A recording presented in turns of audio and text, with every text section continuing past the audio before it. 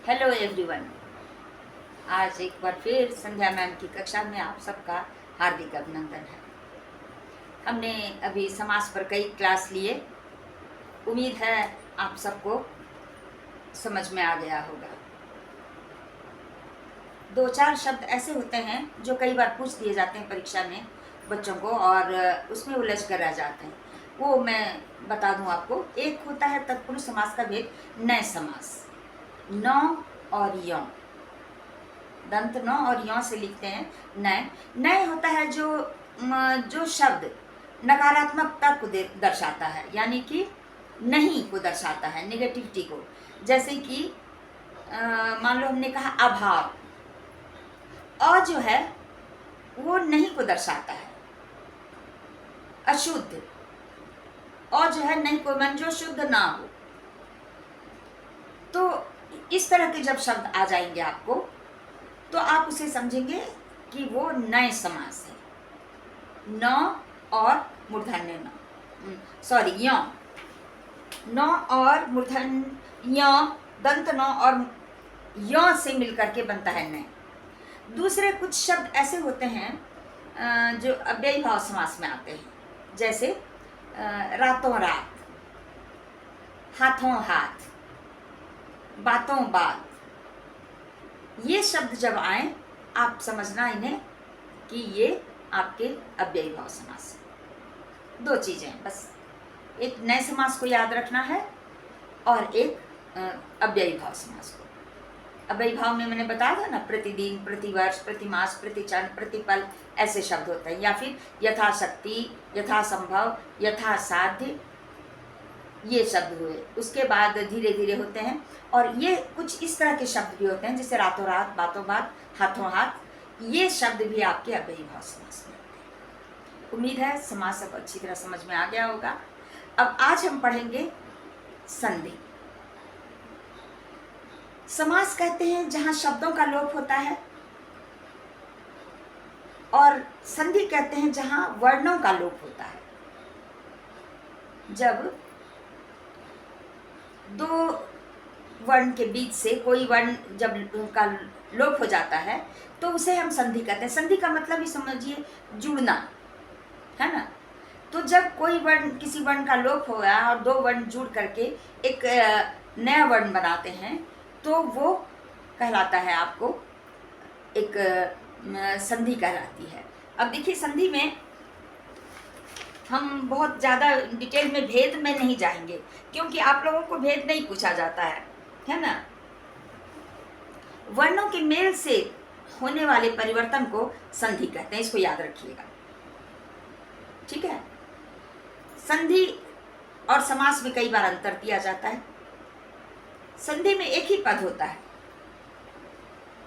देवेंद्र, है ना। भले ही इसमें छिपा हुआ है दो पद, लेकिन वो एक पद रहा। तो अब जैसे इसमें क्या करते हैं कि आप इसको ऐसे सीखेंगे, आपको जैसे कि हिम जोड़ आलय। हिम हमने शुरू में बताया था आपको कि ये वर्ण विच्छेद जो करते हैं किसी शब्द का, प्रारंभ में मैंने क्लास लिया था तो बताया था। जैसे कि मान लीजिए हिम, हिम को हम कैसे वर्ण विच्छेद करेंगे? ह हलन जोड़ हरसई जोड़ म हलन जोड़ अ, यानी हिम में अ लगा हुआ है, ठीक है। अ क्या है? स्वर। अब इसमें यदि हम जोड़ते हैं आलय, हिम जोड़ आलय, आलय का पहला क्या है? आ क्या है? स्वर। तो दोनों स्वर मिल गए। अब हम उसको हिम आलय नहीं बोलते हैं, क्या करते हैं हम? आ को हटा करके उसकी जगह आकार लगा देते हैं,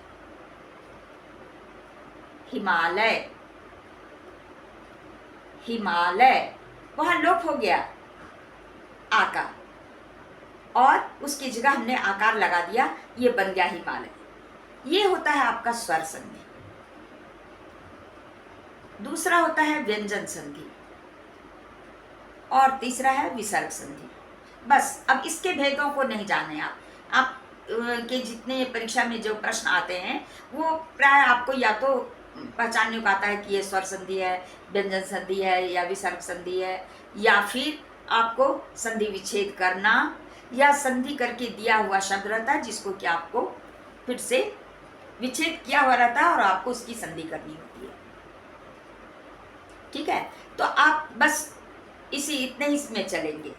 अब जैसे हमने आपको कहा कि हिम जोड़ आलय, हिम का म आपको यहाँ पर वर्ड विच्छेद की जरूरत पड़ेगी, आपने समझा है, आपको याद होगा। तो म हलंत जोड़ अ, म बनता है, अंत में अ है, ठीक है, और आलय का आ, अ और आ मिलकर के बन गया आकार हमने ले लिया हिमालय। उसी तरह से आपको ये व्यंजन संधि, व्यंजन कौन होते हैं? क ख ग घ अंग च छ ज झ, ये सब व्यंजन है। तो जगत, जगत जोड़ ईश, ठीक है। अब जगत जोड़ ईश, जगत में क्या है? तो हलंत जोड़ ईश, ईश में बड़ी ई है, ये आपको क्या हो जाता है? बन जाएगा जगदीश। तो हटके थ नहीं द, तीसरा जो वर्ण होता है, जो व्यंजन है, उसको हम लेते हैं जगदीश। दिक जोड़ गज, क है यहाँ, क में हलंत है दिक, लेकिन संधि होने के बाद क्या बनेगा? दिग्गज, ठीक है। अब विसर्ग संधि, इसको समझें हम। विसर्ग संधि आप जैसे देखिए, स्वर संधि, व्यंजन संधि और विसर्ग संधि। अब देखिए विसर्ग संधि को हम जैसे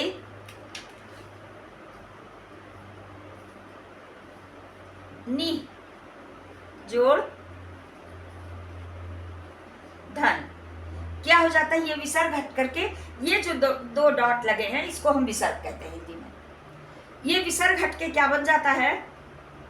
ये रेफ, रॉ का उच्चारण हो जाता है, ठीक है। ये धौ पर बन जाएगा रेफ, उच्चारण हो जाएगा निर्धन। इसी तरह से निह जोड़ जन, निर्जन, निह जोड़ गुण, निर्गुण, निह जोड़ दय, निर्दय, निह जोड़ मम, निर्मम, निह जोड़ भय, निर्भय। ये आपके विसर्ग संधि इस तरह से होते हैं। तो पहला क्या हो गया? स्वर संधि, फिर व्यंजन संधि और विसर्ग संधि। व्यंजन संधि में एक व्यंजन जरूर होगा और उसके साथ स्वर का जब मेल होता है, जब संधि होती है, तो वो उसका रूप बदल जाता है। इसे मैं और बताती हूँ। और स्वर संधि में क्या है कि जब दो स्वर मिलते हैं तो उसमें भी, जैसे मान लिया अभी हमने कहा था कि देवालय, देव जोड़ आलय, तो क्या बन गया? देव का और रहने दिया, अ है इधर, उधर है आ, दोनों मिला करके हमने उसको हटा करके सिर्फ आ लगाया, बन गया देवालय।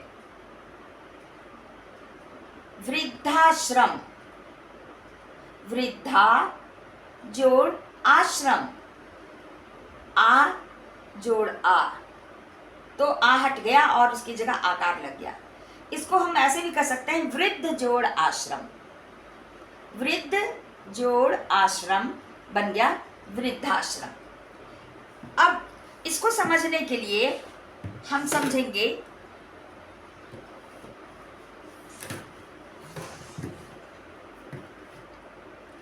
कि सबसे पहले ये चीज समझ लें हम कि अ और अ ये दोनों जब मिलते हैं तो आ होता है। अ प्लस अ बनेगा आ, आ प्लस अ बनेगा आ प्लस आ बनेगा आ।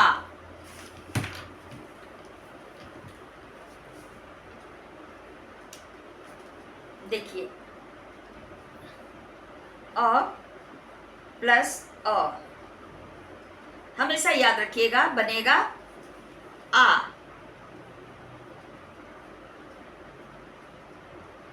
अ प्लस आ बनेगा आ। आ प्लस अ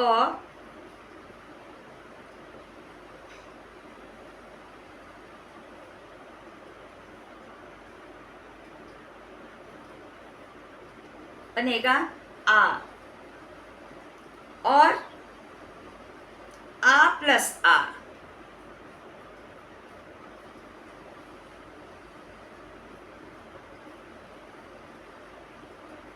बनेगा आ। मैंने हर हाल में ये आ बनना है, आकार आना है, चाहे पहले अ हो, दोनों अ हो, या पहले अ हो बाद में आ हो, या फिर पहले आ हो बाद में अ हो, या फिर दोनों ही आ हो। चारों ही कंडीशन में ये आ बनेगा।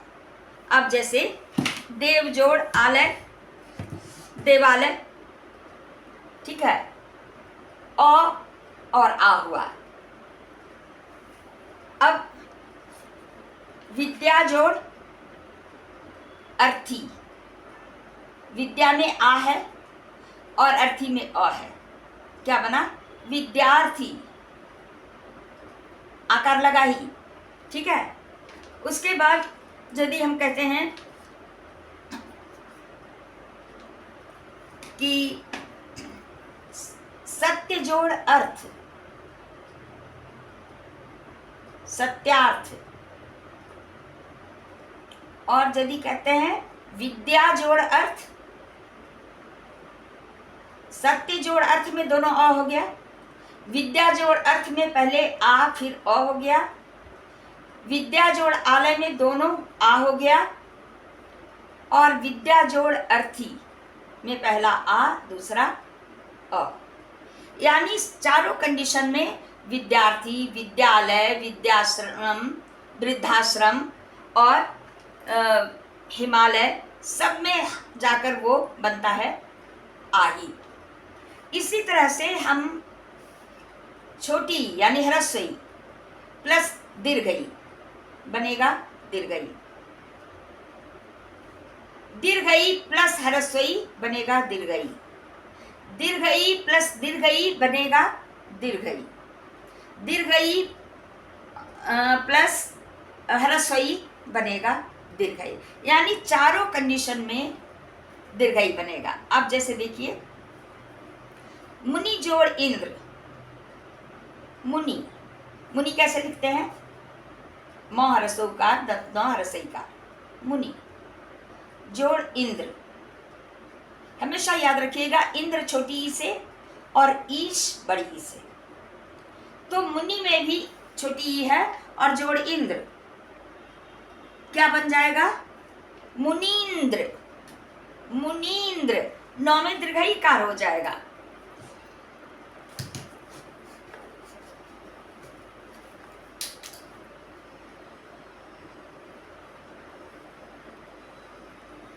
मुनि जोड़ इंद्र, देखिए बन जाएगा मुनीन्द्र।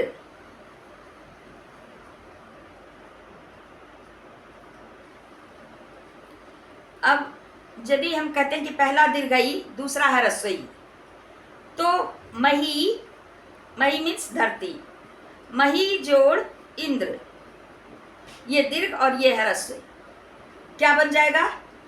महींद्र, म में म, ह में दीर्घिकार, महींद्र, ठीक है।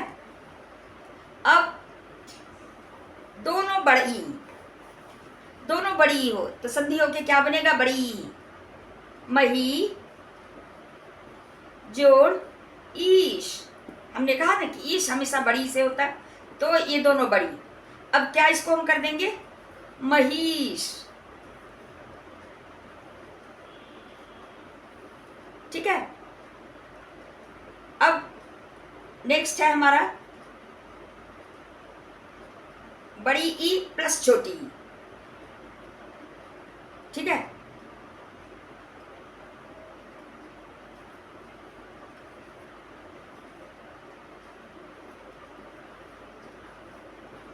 ये भी हो जाएगा महेंद्र, यानी हर हाल में छोटी बड़ी जब भी मिलेगी, या ह्रस्वई दीर्घई कहिए, जब भी मिलेगी तो वो बड़ी ही बनेगी। मही जोड़ इंद्र महींद्र, मुनींद्र, मुनि जोड़ इंद्र मुनींद्र, रवि जोड़ ईश, रवि वो में हर्षिकार है, ईश में दीर्घिकार है, लेकिन दोनों मिलने के बाद क्या बन जाएगा, रवीश, वो में दीर्घिकार। ठीक है।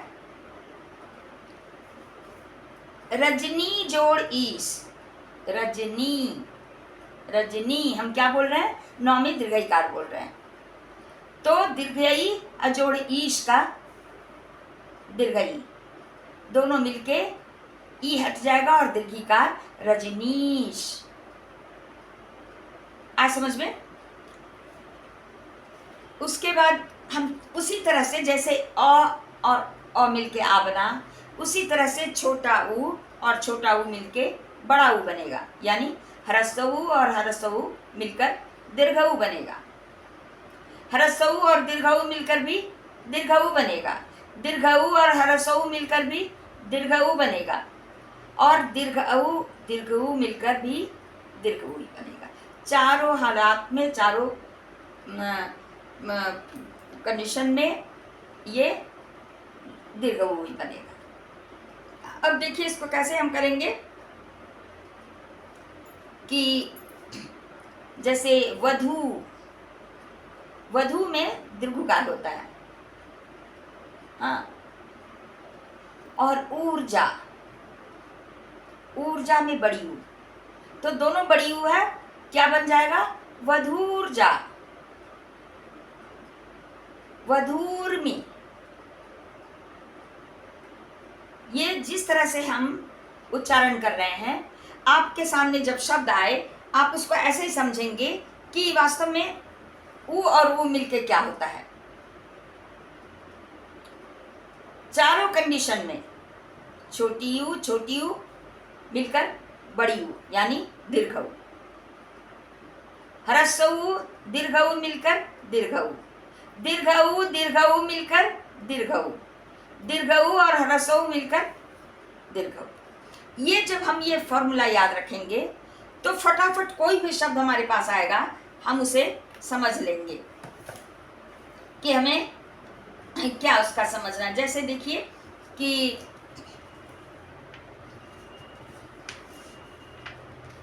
हम आपसे एक शब्द पूछेंगे, जैसे मान लीजिए कि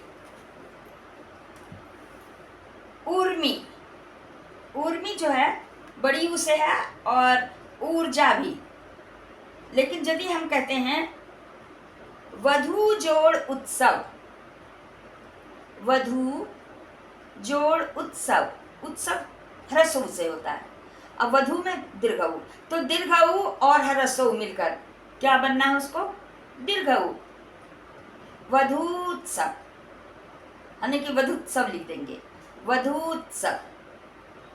आ रहा है समझ में कि एक ही थ्योरी है, एक ही सिद्धांत है तीनों के लिए, अ और आ के लिए, ई छोटी बड़ी के लिए, छोटा ऊ बड़ा ऊ के लिए। इतना आप समझ लें तो मेरा ख्याल है अगले कक्षा में मैं आपको बिल्कुल कुछ उदाहरण भी आपको दूंगी, कुछ बताऊंगी, और उसके साथ साथ ही